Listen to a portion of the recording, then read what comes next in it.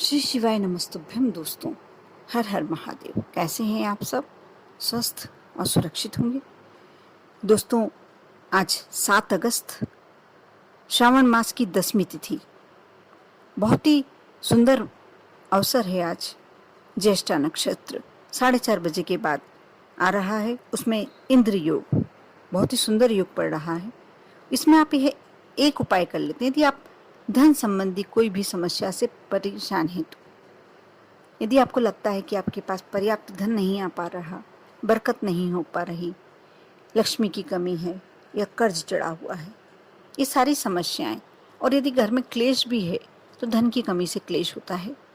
क्योंकि जब घर के प्रत्येक सदस्य को पर्याप्त खर्चे के लिए रुपए नहीं मिलते हैं, पर्याप्त ऐश्वर्यपूर्ण लाइफ जीने के लिए, जिंदगी जीने के लिए साधन नहीं मिल पाते, तब आपस में क्लेश की स्थिति बनने लगती है। यदि आपके साथ भी यही परेशानी है तो आप यह उपाय अवश्य करें, लेकिन आप ध्यान रखें कि 4:30 बजे, दोपहर 4:30 बजे के बाद ही ये कार्य करें, क्योंकि इंद्र योग उसके बाद ही पड़ रहा है और ये शाम तक आप कभी भी कर सकते हैं। आपको करना ये है कि आप शमी पत्र आज किसी से भी अछूते नहीं है। कोई भी ऐसा नहीं व्यक्ति नहीं होगा जो शमी नहीं जानता।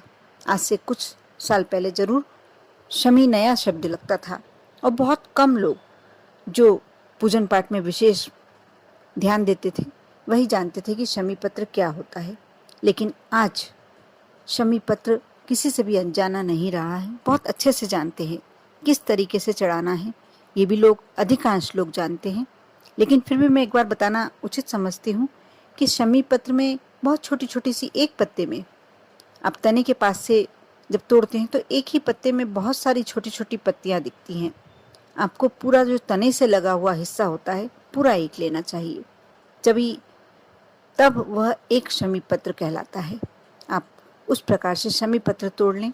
आप 5, 7, 11, 21 जितने चाहें आपको इस प्रकार गिनतियों में लेना है। 31, 51 जितने भी चाहें आप ले सकते हैं। ज़्यादा से ज़्यादा आप कितने भी ले सकते हैं, लेकिन कम से कम आपको 5 तो लेना ही है।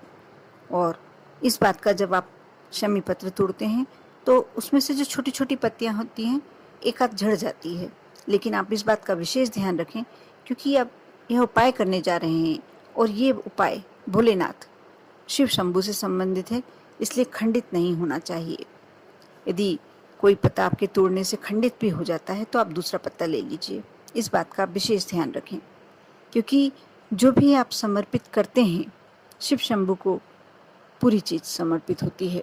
अधूरी या टूटी हुई वस्तुएं शिव शंभू स्वीकार नहीं करते हैं। इस बात का आप विशेष ध्यान रखें।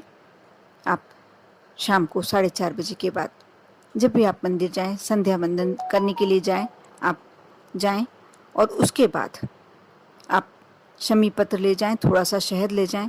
आप जल समर्पित करना चाहते हैं तो जल ले जाएं, बेलपत्र समर्पित करना चाहते हैं तो बेलपत्र ले जाएं, चंदन समर्पित करना चाहते हैं तो चंदन ले जाएं। जो भी आप समर्पित करना चाहते हैं वह सब ले जाएं। जाकर आप यदि जल ले गए हों, जल का कलश ले गए हों, तो पहले जल चढ़ाएं।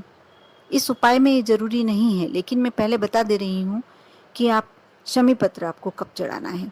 आप सिर्फ शमी पत्र ले जाते हैं तो वह मैं जो उपाय बताऊंगी वह आप सुन लीजिएगा, लेकिन आप पहले जल समर्पित कर दें यदि ले गए हैं तो।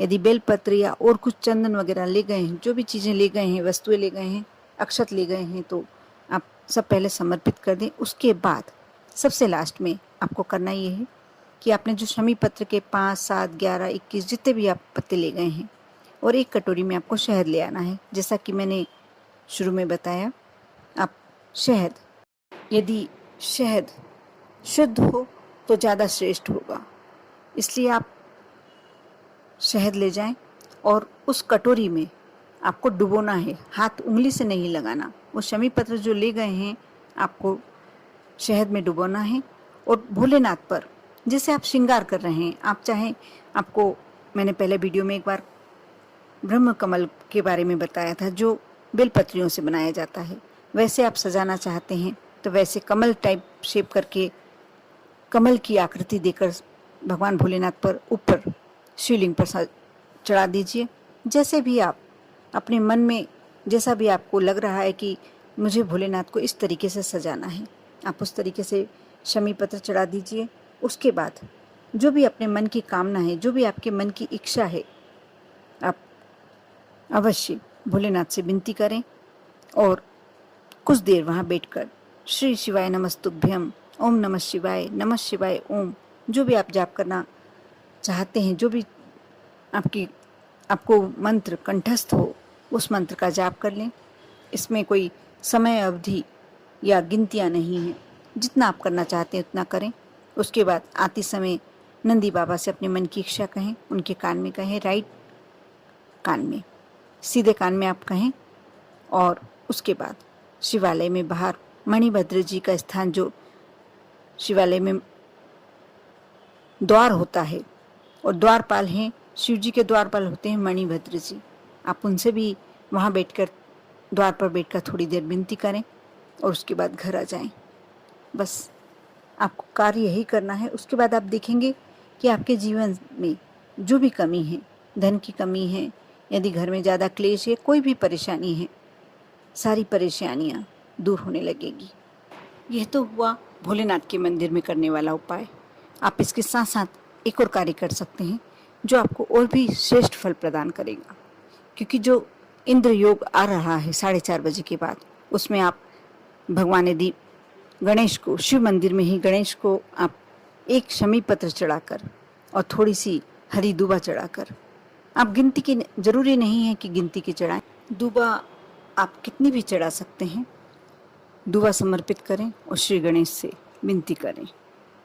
बहुत ही जल्दी आपका कार्य पूरा होगा। जिस भी मनोकामना से आपने यह उपाय किया है, आपकी वह मनोकामना बहुत ही शीघ्र पूरी होगी, क्योंकि श्रावण मास में भगवान शिव के पूरे परिवार की जो पूजन करता है, शिव जी की, माँ पार्वती की, गणेश जी की, और अब तो सावन जाने में ही, इसलिए आप अवश्य इस बहुत ही सुंदर अवसर का फायदा उठाएं और अवश्य आज ही उपाय करें। छोटा सा उपाय है, कर सकते हैं, और शाम के समय बहुत ही अच्छा योग पड़ रहा है, इसमें आपको अवश्य करना ही चाहिए, कर देखें। लेकिन कोई भी उपाय यदि आप विश्वास के साथ करते हैं, श्रद्धा के साथ करते हैं, तो अवश्य फलीभूत होता है और शीघ्र फलीभूत होता है। कर देखें। आप पर और आपके पूरे परिवार पर भोलेनाथ की कृपा हमेशा बनी रहे। ओम नमः शिवाय।